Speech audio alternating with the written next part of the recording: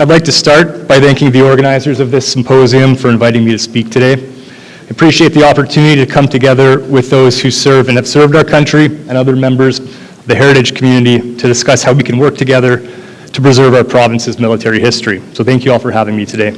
All right, I'll begin with a very short introduction to the Royal Alberta Museum, or the RAM for short, for those not familiar. To start, we're located in downtown Edmonton's Arts District, just northeast across the street from City Hall. We've been there since 2018 when we moved over from our original location in the Glenora neighborhood. We have 5.1 million artifacts and specimens in 12 curatorial programs. Our role is to preserve, collect, research, and share objects that represent Alberta's people and the natural environment. We're Alberta's provincial museum, so we have a province-wide collecting mandate. The program's the Military and Government History Program, which is one of the 12 curatorial programs at the RAM. We have 65,000 objects representing the province's military and government history. We have a broad mandate covering the military, all government services that operate in Alberta, and at all levels of government, such as police, fire department, postal material, education, and so on. We also collect objects that represent Alberta's political history, including political parties, personalities, and movements. In the military section, we have everything from uniforms and equipment to medals and personal items. We also have a large collection of more than 3,000 prisoner of war and home front artifacts and 2,000 civilian and military firearms. So with that information in place, here's a rough outline of my presentation. There are 3 sections. The first is what we collect. Second is how to donate objects to the RAM, and the third is preserving our military heritage, our shared role. So what do we collect? As a museum, we collect objects. I'll be talking a lot about objects during this presentation. So what is an object? According to the Alberta Museums Association, an object is an artifact, specimen, or work of art held in a museum collection. These are typically physical, often 3D items, such as tunics, trousers, equipment, weapons, various personal items, etc. And I just want to clarify, as many museums also have an archives wing, we are not an archives. The Provincial Archives of Alberta is the province's official repository for documents, photographs, and other forms of records. We typically only accept archival material if it supports or directly relates to an object that is being donated. A simple example would be that we would collect a photograph of a soldier in uniform if we're collecting the uniform. If it's purely an archival collection, it should go to an archives. We don't collect airplanes or vehicles. There are other museums that collect these, and we have speakers from some of these museums today. In fact, the airplanes and vehicles on display in the museum are loaned to us by the Reynolds Alberta Museum, such as the Tiger Moth in this photo. And unless there's a very compelling reason to do so, we do not collect live ammunition. We don't typically display it, and in the 13 years I've worked at the museum, I haven't received a single research or loan request for ammunition. So it's not really worth the special storage considerations and extra liability. We also don't collect non-Albertan material, which brings me to my next slide about our collecting criteria. So what do we consider when we're offered an object or a collection of objects? First is relevance. And as I mentioned before, we're Alberta's museum. So does the object relate to Alberta or Albertans? If not, we're not able to accept it. Regarding firearms, we're not mandated to collect an example of every type of firearm. The object or firearm needs to have a history of use in the Canadian military, in which of course Albertans serve, or a government service in Alberta. Or it needs to have a strong connection to Alberta or to an Albertan. Representation, so does it fill a gap in the collection? Is the object or the story that it tells already represented in the collection? We don't want to unnecessarily duplicate material in the collection, as our space and resources are quite limited. Integrity, is it authentic, complete, or in acceptable condition? So unless the object or its story is truly remarkable, we avoid taking objects that require extensive conservation treatments. Now that said, I'd like to dispel the myth of museum quality. In many cases, we don't want the shiny and new object. We want the object that has been worn and used by you and that shows its use. So think about what's more interesting and what better represents the history of an object. So you have a pair of rarely used combat boots that are in great condition. It looks like they've never been worn. Or you have your well-worn boots that are embedded with dust and the treads are worn out from patrolling in Afghanistan. If we had to choose, we'd take the latter. And provenance, does it have a history of ownership and use? So I'm going to show you two examples of objects that highlight the importance of provenance. So most people will recognize this. This is a cribbage board made out of a plain piece of wood and brass pegs. So what, right? Well, the story that this object holds is what makes it interesting and significant. Arnold Betts of the 66th Battalion CEF and another soldier were exploring the ruins of Ypres Cathedral during the First World War. When the Germans started shelling the area, on their way out of the building, Arnold picked up this piece of wood. He then made it into a cribbage board. After the war, he taught his granddaughter how to play on this board. So this object holds multiple layers of meaning. It represents the experiences of Arnold Betts during the war. It represents a place, Ypres Cathedral specifically, or the Ypres area more generally. And to the family, it represents Arnold himself and their memories of him. So without this provenance, without this story, it's just a cribbage board, and we wouldn't have known to accept it. All right, here's another example. This is a .22 caliber Cooey Ace 1. The barrel's floated on a piece of rubber, and it's held together by tape. If we didn't know anything else about this firearm, would we take it?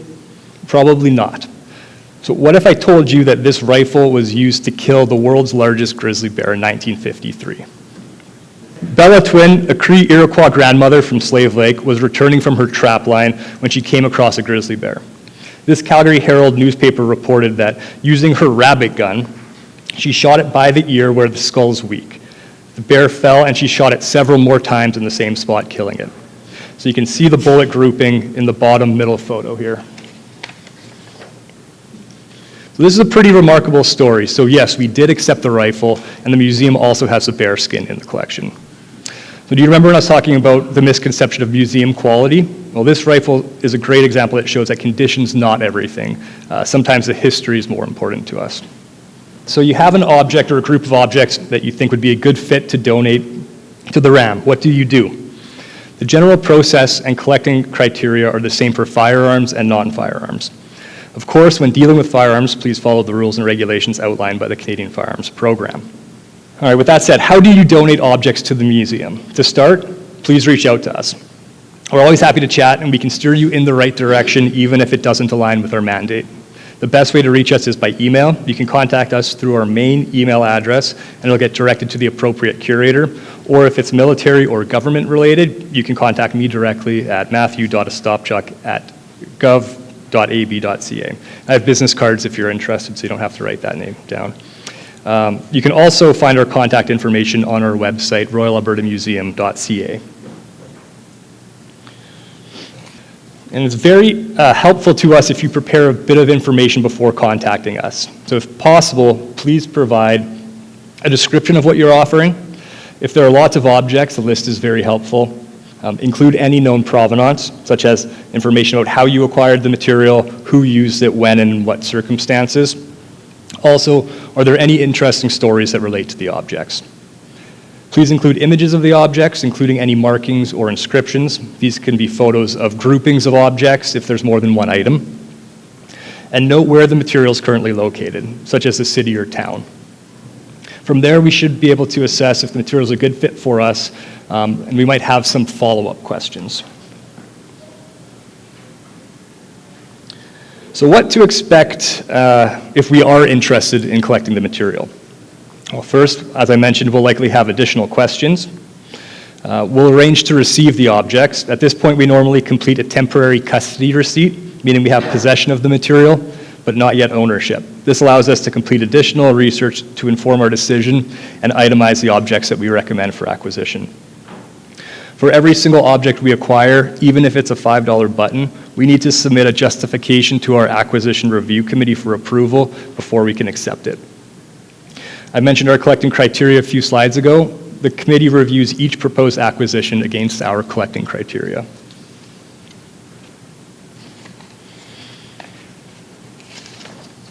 Once we have approval and confirm what we will be accepting, we then complete a certificate of gift.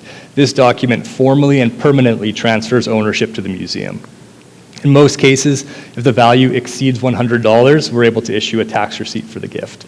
And if you're interested and if it's applicable, we would conduct an informal donor interview to capture additional information or stories in your own words. We discussed what to do. Here's a bit about what not to do, please. Please do not drop off a bag of objects at the door or with security or admissions. They've been instructed not to accept anything. We have, as I mentioned, paperwork and procedures that we need to follow, and they're not trained to accept material, so it will be turned away. The same goes with mailing objects to us without prior communication. I don't recommend showing up without an appointment. We're often away from our desks, in meetings, working in our labs or storage rooms, or off-site meeting with the public. There's a fairly small chance you'll have success just dropping in. Additionally, we often need to do preliminary research into our existing collection before we can advise if the object's a good fit and before we can take custody of an object.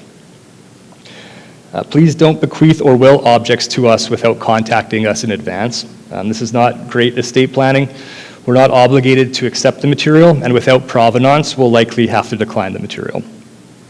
Really, we want to talk to you to get your personal story or the story of the objects. It's unfortunate when we get notified that we've been willed objects and that we can't get any information or history about them. So if you or your family decide that you're not ready to part with your objects or militaria, that's fine. We're not trying to wrestle them from you. We're happy to consider them when you're ready to part with them. In the meantime, there are things that you can do to care for your objects. As we discussed earlier, provenance is extremely important, so please write down or record what makes the object special or important, not just what the object is, but its specific significance to you and your story or experiences. Remember that once you're gone, so too is your ability to tell the story. For the physical care of objects, it's important to monitor light, temperature, humidity, and pests. Light can cause certain objects, like textiles and inks, for example, to fade. So direct sunlight or UV light is typically the worst, though high levels of artificial light can also speed up fading. So if you're displaying your objects, avoid having them in direct sunlight or exposed to really high levels of light. Temperatures or humidities that are too high, low, or that swing too much can cause cracking, molding, warping, and material failure. It's best to store items in places that have relatively consistent heat and humidity, such as in your home. You probably don't want to store them in an unheated lake cabin, storage locker, garage, or even in your basement or attic. Storing objects in these less desirable places can also increase the chance of pests damaging or destroying them. If handling metal objects such as firearms, military metals, coins, etc., or materials that stain easily, it's best to wear cotton or nitrile gloves to avoid the oils on your hands from damaging the objects. And obviously handle with care, and preferably when you're handle over a table to limit how far an object will drop if you happen to drop it. Damage through handling is one of the main ways that objects are damaged. One piece of advice I'll pass along from our conservation team is to use common sense when putting things away, and when putting them away, expect that you won't return to them for several years, so do it right the first time. We all tuck things away thinking we'll get back to them soon, and then 20 years have passed and you finally return to them when you go to move. Storage supplies. So if possible, use archival grade materials. Look for products that say archival grade, as they're typically more stable and they off-gas less. And generally avoid common cardboards, as cardboard is acidic and can degrade objects. Stable plastic bins, such as polypropylene or polyethylene, and if you look at the bottom of a bin, it'll have a little PP if it's polypropylene, or PE or PETE if it's polyethylene. They're better options than cardboard boxes. And actually, most food-safe resealable bags are quite stable as well. So if you don't know how to store or display a specific item, ask us. We're happy to help.